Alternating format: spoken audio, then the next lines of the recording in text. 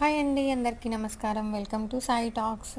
ఇప్పుడైతే మనకి చలికాలము, వర్షాకాలంలో అయితే ప్రతి ఒక్కరికి జలుబులు, జ్వరాలు ఇట్లాంటివి అయితే వస్తుంటాయి కదా.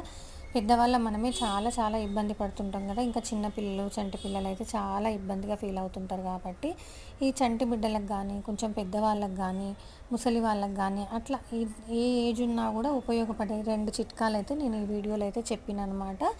అయితే నేను ఇంకా డీటెయిల్డ్గా అయితే లాంగ్ వీడియోలో అయితే నేను డీటెయిల్గా చెప్పిన అనమాట.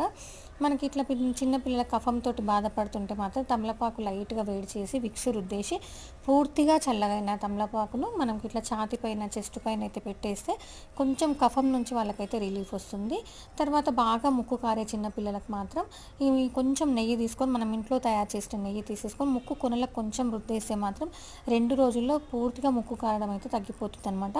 లాంగ్ వీడియోలో అయితే ఇంకా డీటెయిల్డ్గా ఉందండి, నచ్చితే చూడండి.